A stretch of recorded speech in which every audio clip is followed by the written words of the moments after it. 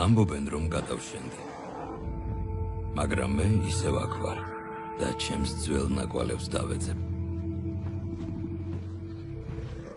ჩემ დროს აქაურობა სულ სხვანაირი იყო.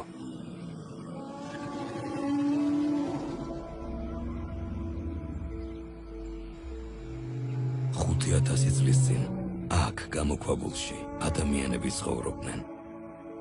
ეს საქართველოა. ეს წყალტუბოა.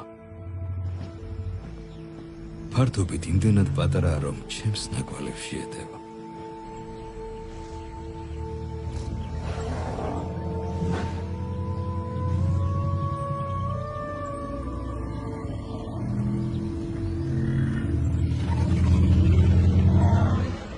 ეს ქალაქი ღია ცის ქვეშ მოწყობილი არქიტექტურის მუზეუმია. საინტერესო ადამიანებით და მწერლებით. წყალტუბო ლამაზი, პომპეზური, მდიდრული, ხალისიანი ქალაქია. ჩემი წყალტუბო სპა კურორტია.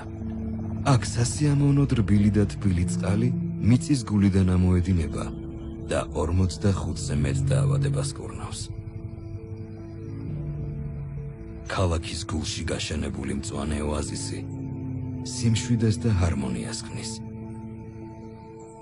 და მისი გულისცემა ესმის სამყაროს.